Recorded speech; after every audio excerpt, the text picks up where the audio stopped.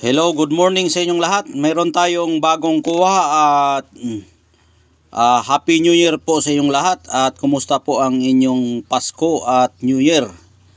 Ngayon lang tayo nakapag-vlog dahil nga busy tayo sa mga araw na po niyan ay marami tayong mga bisita na pumupunta sa ating bahay kaya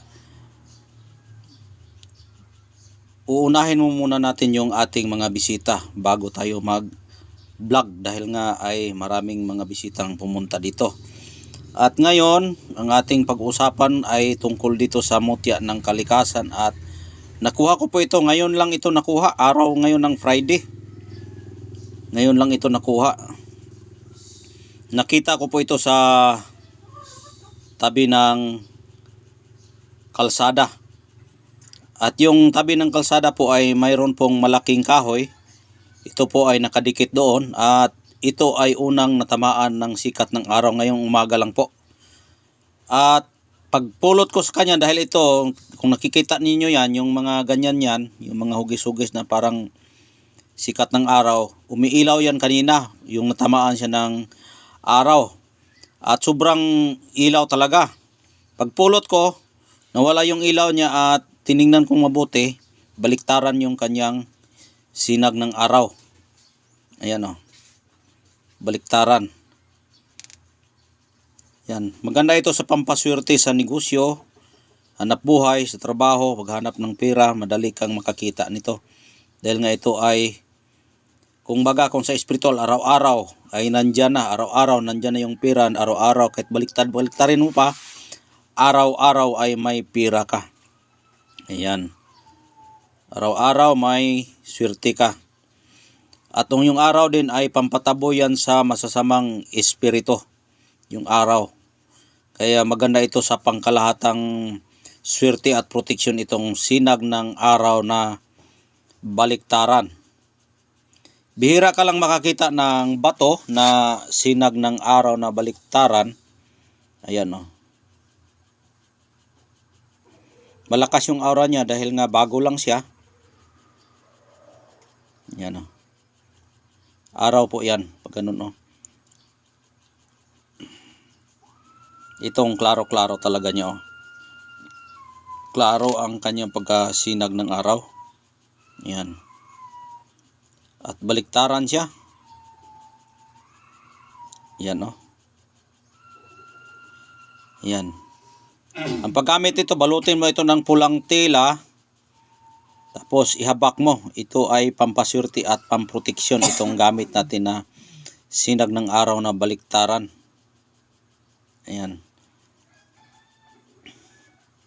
Bihira ka lang makakita ng batong ganitong itsura na mayroon siyang sign o araw ang kanyang hugis na nagiging bato siya na araw. Ayan. Nakasimbolo siya sa araw yung bato.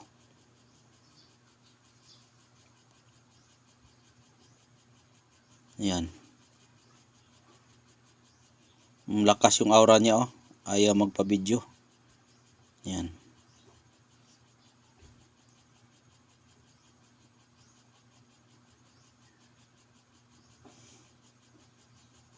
Sikat ng araw na baliktaran. Ulitin ko po, ito ay nakita ko ito sa tabi ng kalsada at may malaking punong kahoy at doon yan nakadikit sa puno ng kahoy. At una itong natamaan ng araw at nagliliwanag po ito. Nagliliwanag. Ngayon lang araw na Friday ngayon. Ngayon ko lang ito nakukuha. Ayan. Ngayon ko lang ito nakukuha. Parang mata din sa gitna dyan oh. Parang may mata tapos yan parang piluka. Ayan, malakas yung aura. Ayaw na magpa-video. Ayan. Sa nagtatanong po kung ano ang gamit dito, ito ay ang gamit niya ay pangkalahatang proteksyon. Pwede sa kabal, pwede sa proteksyon, pwede sa swerte.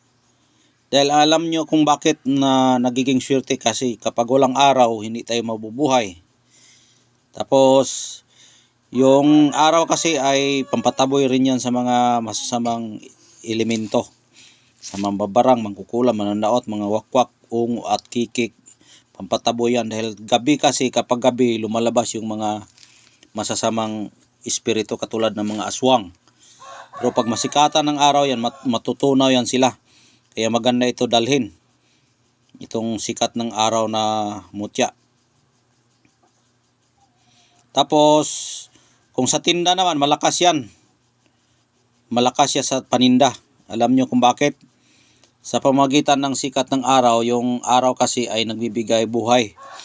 Nagbibigay buhay. Kaya kapag meron yan sa tindahan mo, hindi mawala ang yung customer dahil nga araw-araw yan nagpasok ang pera sa iyo at araw-araw yung tao pumunta sa iyong tindahan para kumakain kung ano ang yung paninda dyan, kung ano ang paninda nyong pwedeng maibenta. Araw-araw yan na mapasukan ng tao dahil nga araw yung mutya mo. Kaya yan po ang ibig sabihin sa espiritual na mutya ng sinag na araw na kabilaan. Ayan. Bihira ka lang makakita ng sikat ng araw na kabilaan. Bihira yan. Rare na rare po yan.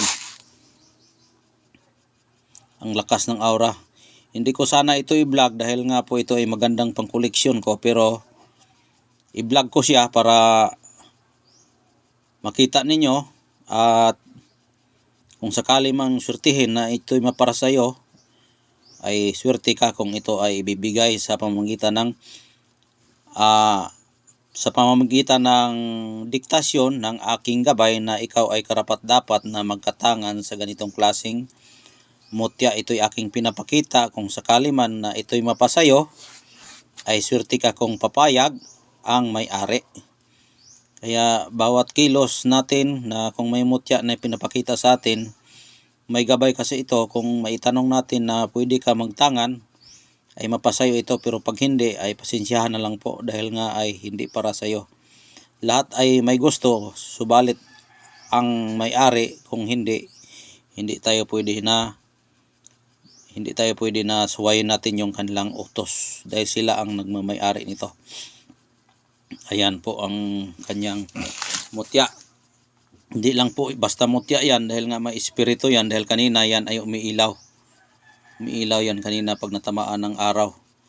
Kung nakikita nyong puti, yan ay ang napakalaking amag. Kung gabi tingnan yan, parang fluorescent ng kuryente, yung fluorescent. Ayan.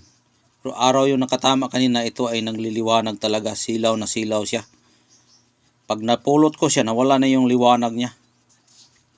Kaya i-vlog ko ngayon para may pakita ko sa inyo. Kung sakali may ito'y mapasayo, pwede kayong magtanong sa akin at sabihin nyo ang pangalan nyo, at pagkatapos tatanungin ko kung ito ay mapara sa'yo. Kung ikaw ay kursunada nito, tatanungin ko muna kung ibibigay ba ito sa'yo.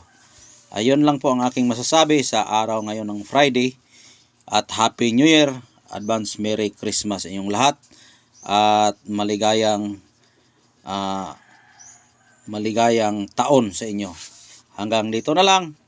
Maraming salamat po. God bless po yung lahat.